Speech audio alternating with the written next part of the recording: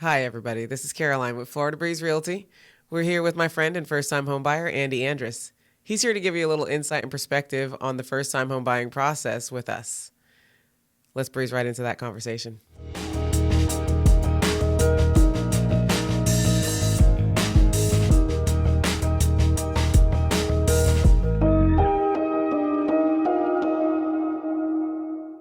Welcome to the podcast. Thank you. So, we are just kind of discussing today the overall experience a buyer has and the stresses that you will encounter naturally. Multiple stresses, especially during COVID. Yeah, it was definitely an interesting time to buy, but we made it through it. We got you closing. Yep. You're in a beautiful home now. Oh, yeah. So, let's take it from the top. I want to kind of feel how, run through the roller coaster of emotions that is the home buying process. Well, having never done it before, it was a huge learning curve. Like, not just you go into it thinking you're just looking for a neighborhood, and then you realize it's more than the neighborhood. It's the surrounding area. It's the people. It's the vibe that you get from the neighborhood. Because we looked at several neighborhoods that we went into thinking, oh, this is going to be great. And the minute we stepped into the neighborhood, it was like, ooh, pull back. So it really, for me, it was shocking what goes into it. But at the same time, it was a very, somewhat easy process. Like, once we got into it, once we, kind of found our footing, it was a pretty easy process. You got a lot of information was being fed at you.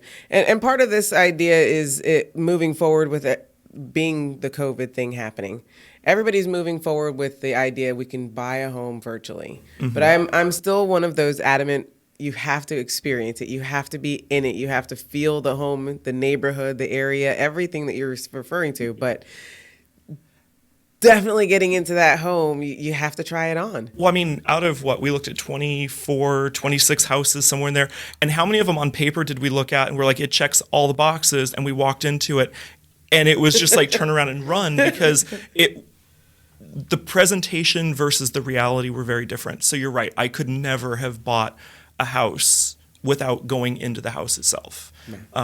Several of the houses that we thought were like, that this is the one, we walked into and we realized like what it was going to take to make it the one that we wanted, and it wasn't worth it. And you would have never got that online because of the way, it was presented online versus the condition of the house or the neighborhood even when you walked into it. Oh yeah, it's a product. They're selling it. So online, they're going to make it look as beautiful as possible, but it definitely has to fit just right when you're in it. But you also have to be, and part of the idea of going into homes is that it's not always going to be 100%. No matter what you're looking for. But to be able to have the open-mindedness to go and see what can be done and improve upon what's there, I think is a huge factor. So we ended up doing something similar to that with you. Yep. And we try to be, a full-service kind of brokerage. So we were able to help you out on the repair side and the renovation side. So when you were looking at these homes, were you looking at it like, I'm going to get what I want now, or were you looking at it instantly with the idea of moving forward with some changes? I am the kind of person that doesn't like the cookie cutter, the ready to go house, because there's no character. You're getting what a contractor wants you to have, and then they walk away from it, and then you've got to go in and kind of redo or undo a lot of stuff. I wanted a house that I could walk into, feel the energy of the house, and then turn it into what we wanted. And I think out of all the houses we looked at, we only really found 3 or 4 that fit that kind of mold. And, for whatever reason, the others didn't work out. But this one that we ended up landing on, I could feel it. Like when we walked in the house, the flow of the house was good. It didn't look like it was going to cost a fortune to get it to where we wanted it to be. It was a lot of just cosmetic stuff that we could handle up front. And it wasn't going to be like, oh, we have a 5-year plan, we have a 10-year plan. We handled everything before we even moved in. And that was what I wanted. I wanted something with some wiggle room to make our own. But also something that had the character and charm already existing in it as well. Oh, yeah. You got to have a little history. Oh, and the house we got had some really positive history because those owners loved that house. So. Oh, yeah. That one was a great find. And you always want to find those owners that really took care of and loved their home. And honestly, it's a lot of digging, and it's, Not to say anything, but you need a good agent to get you there. Absolutely. That's why we chose you. So in that respect, when you were thinking about first buying, obviously you want to build your team of your lender, your agent. What were the key things for you to look for when you were looking for an agent? Me personally, I wanted someone that I could trust to be honest with me. If it was something that wasn't going to be worth the time or the investment, I wanted that person to kind of step in and be like, ooh, here's what's coming at you. With you specifically, I loved that you had the knowledge when we walked into a house, you could look at little things, like things I would have never thought of, like piping. You could look and identify, what was going to cost, what it was going to cost or what it could potentially cost to have to redo old piping. Because we looked at old houses. We weren't looking at new build houses. So we were looking at things in the neighborhoods that we looked at that were, 30 plus years old. I loved that I could trust your eye when we walked into a house, that you knew kind of instinctively, like, this is good, but here's what's going to come at you.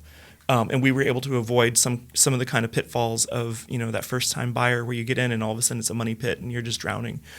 So that was key for me. Someone that I can trust to be honest with me, who wasn't in it just to land the sale. Someone who was in it, for the long haul. Yeah. Yeah. So, and that was the same thing with, with my lender and everything. I wanted a team that I could trust to say, this is your limit, or you're making a stupid choice, or whatever. Like, I wanted people around me that, that could help me with that first time experience so that the next time I go into it a little more informed. Absolutely. Absolutely. And I appreciate that. I definitely try to focus on being the type of agent that it's for me, it's never about the money. It's always about making sure that at the end of the day, my buyer or my client, no matter what side of the table I'm working, is happy with what has transpired. So for you, I was definitely wanting to make sure, because your name has to carry on it. Like, after you're moved in, you can be angry as all get out, because things can break down real quickly. And so, having for me, having that team behind you is always going to be something that is extraordinarily important. And I'm glad that you felt comfortable with all of that. Oh yeah. That whole process. Now, as far as the time constraints for you, like it was a lengthy process, obviously. Were you ever stressed out that we weren't going to find you a place that you just going to have to keep renting? No. I knew the house was out there. It was just a matter of, kind of narrowing the focus of the neighborhood. And where we ended up was not in the neighborhood we started in. No. Because we started over, in the Curry Ford area, in that Hourglass area with those homes, because that's the area that we love. That's the area that I came from. And we ended up all the way out on the east side by UCF, which was really initially outside of that bubble that we were looking at. Right. But I'm very happy we did, because the growth that's promised in the neighborhood we were looking at is a very slow, long-term growth. Where we're at now, is very nice and settled and quiet and peaceful. And, it's a bit older in terms of like the age of the home and the age of the neighbors. Yeah. But at the same time, I don't feel like there's going to be massive construction around me, or the neighborhood is going to go from a very low level to a high level, and all of a sudden it felt more balanced moving out of my bubble that I initially started with. Yeah. So I was never worried, because I feel like that's the trend right now anyways, is like everybody's looking for more of a calm, peaceful environment to be in. It's been a real stressful year for everybody. Yeah. So I think everybody's looking for a lot more calm and quiet and settled and reserved. I mean, there's a lot of growth in Orlando still. There's a lot of places that are booming. So it's never going to end in Orlando. I think we're always going to have a good upward trend. But I think most people who have been here a while want some quiet. When I first moved here, I lived out on the other side of town, where near the theme parks, because it was convenient for work.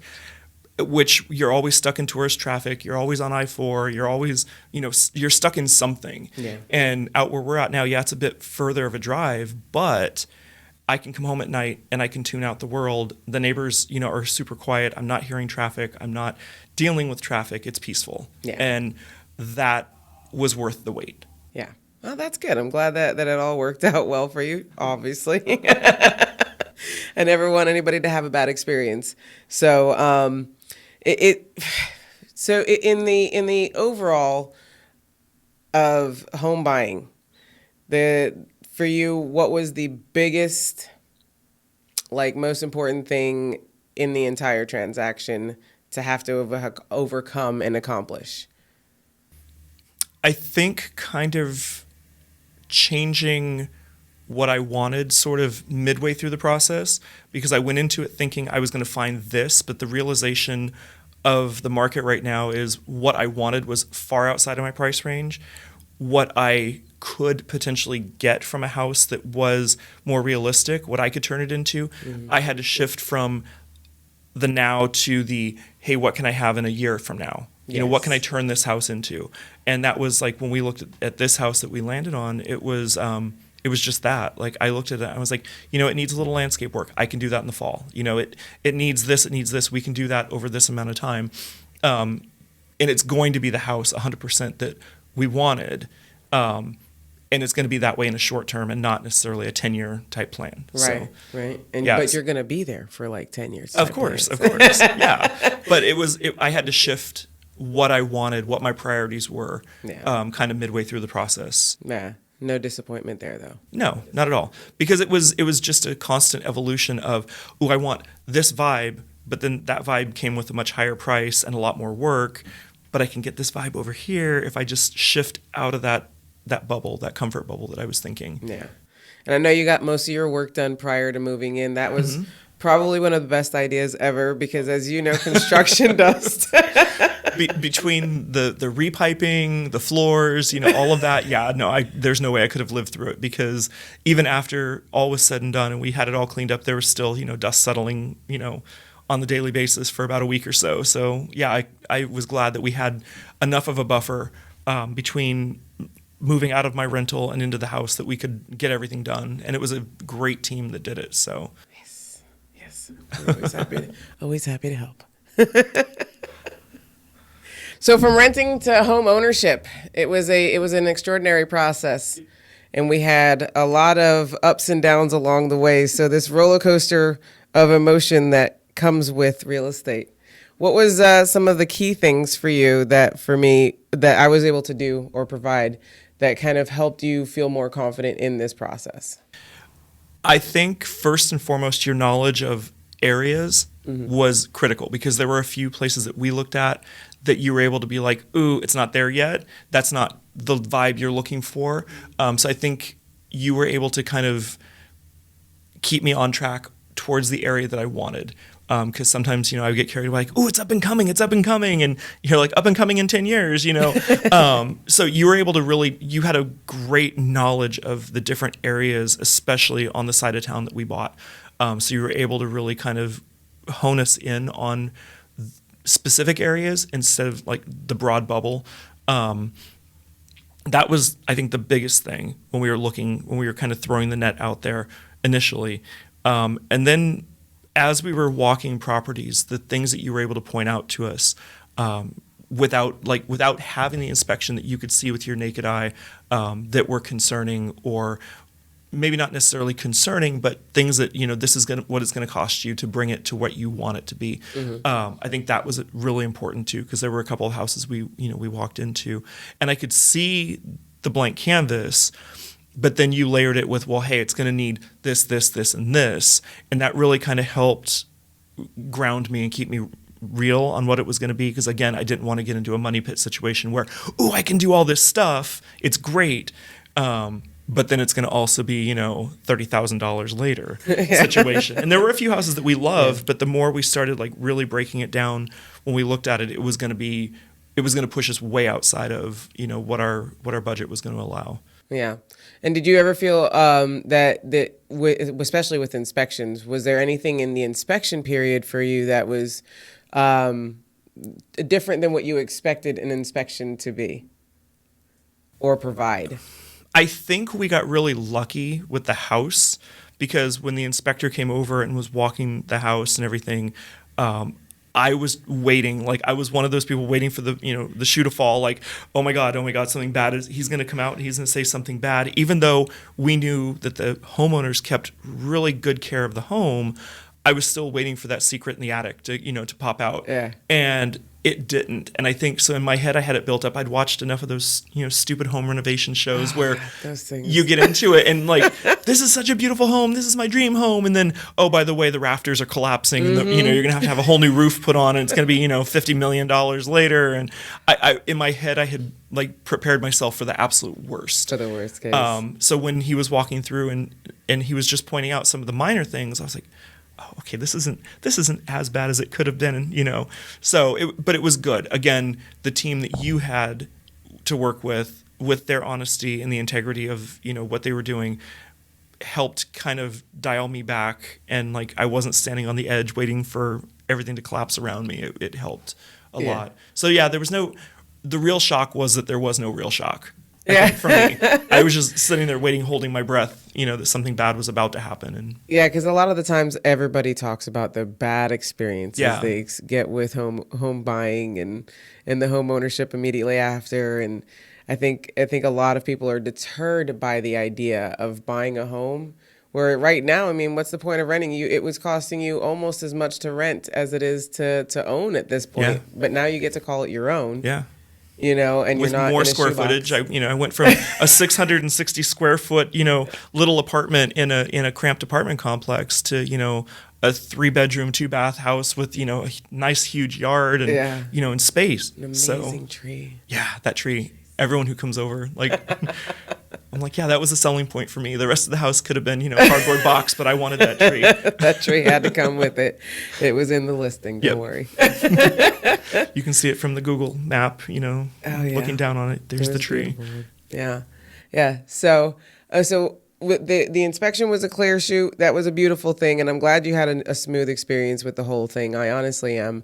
When it came to the closing table, the closing day, that was one of the best days ever. You get that final, the clear to close. Yeah. And it's one of the best days ever. That stack of paperwork, though, was daunting. Yeah. when you go through it and it's like a page by page, Right. And then there's always an explanation for every page, but it's worth knowing. You got to know what you're signing off on because that is your life right there. But yeah, that whole process can be daunting. But again, we got you through it, got you to the end, and besides some sore wrist action. I mean, little home improvement doesn't hurt anyone. Exactly. Well, I definitely appreciate you coming over and hanging out and having this little chat with us and kind of giving us the baseline of your experience. And hopefully everybody else can experience the same as you did. Well, if they hire you, absolutely, they will. I will make it so. Well, thank you, Andy. I appreciate your time. You're welcome. Thank you.